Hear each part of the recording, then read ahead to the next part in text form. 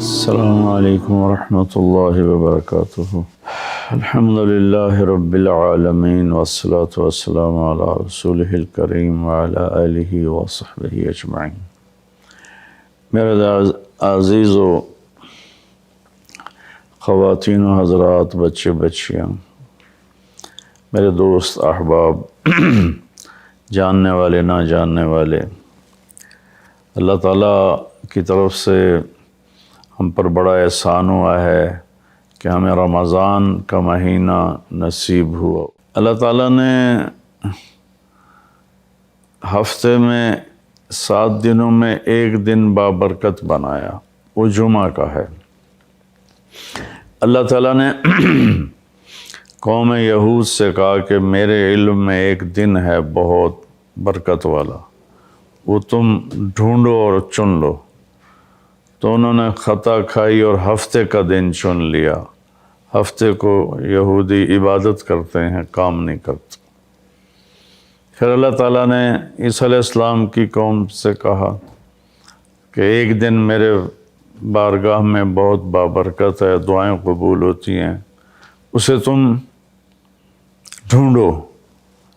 ان پہ چھوڑا تو انہوں نے اتوار چن لیا۔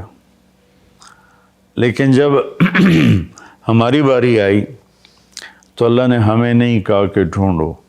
اللہ نے اپنے محبوب کی محبت میں جناب رسول اللہ صلی اللہ تعالیٰ علیہ وسلم کی طفیل اللہ تعالیٰ نے ہمیں خود بتا دیا کہ وہ جمعہ کی رات ہے اور جمعہ کا دن ہے۔ یہ سب سے بہترین دن ہے جمعہ کا، اور پورے سال کے لحاظ سے جمعہ کی رات سب سے بہترین رات ہے۔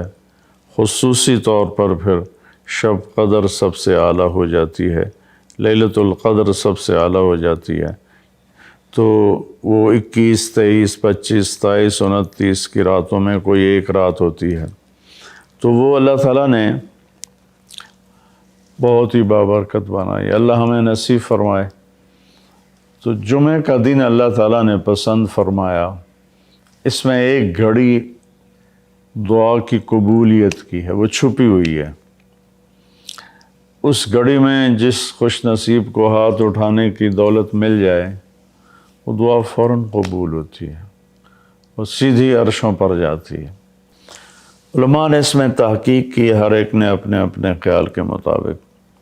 بعضوں کے نزدیک جب امام خطبے کے لیے ممبر پہ آتا ہے تو وہ دعا کی قبولیت کا وقت ہے۔ بعضوں کے نزدیک جب 2 خطبوں کے درمیان بیٹھتا ہے تو وہ وقت دعا کی قبولیت کا ہے۔ اور بعضوں کے نزدیک عصر سے مغرب کے درمیان کوئی بھی گھڑی اللہ کی بارگاہ میں دعا کی قبولیت کی ہوتی ہے۔ تو جمعہ کی نماز کو اللہ کے نبی نے بہت اہم قرار دیا، اور ارشاد میں بڑے دکھ کے ساتھ یہ حدیث بیان کر رہا ہوں۔ میرے نبی نے فرمایا جو 3 جمعے مسلسل چھوڑ دیتا ہے وہ میری ملت سے خارج ہو جاتا ہے، میری امت سے خارج ہو جاتا ہے۔ تو میں اپیل کروں گا ان بہن بھائیوں سے جو نماز میں سستی کرتے ہیں، کم از کم جمعہ ضرور پڑھ لیا کریں۔ عورتوں پہ جمعہ فرض نہیں ہے، مردوں پہ فرض ہے۔ تو میں کہا کرتا ہوں، جو دوست ملتے ہیں جی نماز نہیں پڑھی جاتی، تو میں ان سے کہتا ہوں ایک نماز 5 میں سے طے کر لو اور ایک جمعہ طے کر دو، 2 نمازیں شروع کر دو۔ جس نے بھی اس پہ عمل کیا وہ 5 وقت کا نمازی بن گیا۔ تو جمعہ کی نماز کے بعد جمعہ سے جمعہ تک کے جتنے گناہ ہوتے ہیں وہ اللہ تعالیٰ معاف فرما دیتے ہیں، اور جو جتنی جلدی جا کے بیٹھتا ہے امام کا خطبہ سننے کے لیے، اس کو اتنا زیادہ اجر ملتا ہے۔ تو آج رمضان کا پہلا جمعہ ہے کہ ہم اس کا اہتمام کریں۔ رمضان المبارک میں جنگ بدر ہوئی، 17 رمضان جمعہ کا دن، اور اللہ نے قیامت کو بھی جو قائم کرنا ہے جمعہ کا دن۔ تو ہر دن اللہ کی بارگاہ میں بابرکت ہوتا ہے، اگر ہم اس میں اللہ کی مان کے چل رہے ہیں.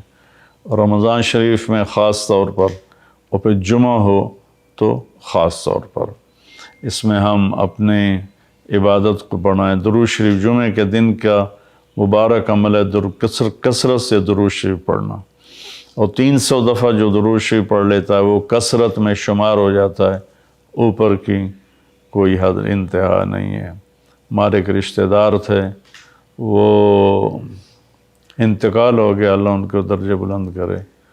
وہ روزانہ ایک دن میں 10,000 دفعہ درود شریف پڑھا کرتے تھے. ہر وقت تسبیح ان کے ہاتھ میں ہوتی تھی اور روزانہ 10,000 دفعہ درود شریف پڑھا کرتے تھے. تو میرے بہن بھائیوں، میرے عزیزوں، اللہ تعالیٰ نے ہمیں ہر نماز کی بڑی اہمیت بتائی ہے، ہر نماز کی، لیکن خاص طور پر جمعے کی بڑی فضیلت ہے. اور جمعہ بھی رمضان المبارک کا ہو تو اور زیادہ وہ باعث برکت ہے، قابل رحمت ہے. تو روزے کا بھی اہتمام ہو اور ساری نمازوں کا اہتمام فرمائیں. کوئی با جماعت پڑھنے کی کوشش کریں، کوئی جماعت سے رہ جائے تو پھر اس کو چھوڑیں نہیں، اسے ضرور پڑھ لیں. کہ نماز کی اللہ تعالیٰ نے جتنی تاکید قرآن میں کی ہے اور کسی کی اتنی تاکید نہیں کی.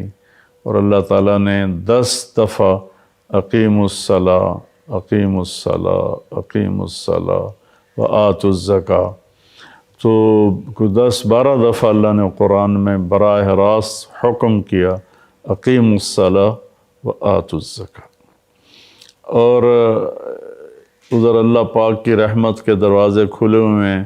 اللہ کا عرش پہلے آسمان پر ہے، جنت کے دروازے کھل چکے ہیں، جہنم کے دروازے بند ہو چکے ہیں.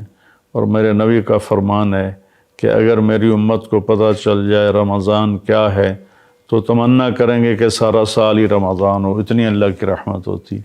اللہ نے فضل فرمایا، صرف 1 مہینے کے لیے ہمیں اللہ تعالیٰ نے اس کا پابند کیا. تو میرے بھائی بہنوں، اس مہینے کو قیمتی بناؤ. کسی سے ہم لڑے ہوئے ہیں، ہم صلح کر لیں. مرنے والے سے پوچھو کہ لڑائی کا کیا نقصان ہوتا ہے. مرنے والے سے پوچھو دنیا کی دوڑ کا کیا نقصان ہوتا ہے.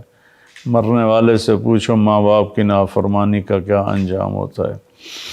امام بخاری رحمۃ اللہ علیہ نے ایک واقعہ نقل کیا ہے کہ ایک گاؤں میں ایک نوجوان کو دفن کیا گیا. تو عصر کے بعد اس کی قبر پھٹتی اور وہ قبر سے نکلتا، اور اس کا چہرہ گدھے کا ہوتا تھا، اور وہ 3 دفعہ گدھے کی آواز نکالتا تھا. پھر وہ قبر میں گرتا تھا، قبر مل جاتی تھی.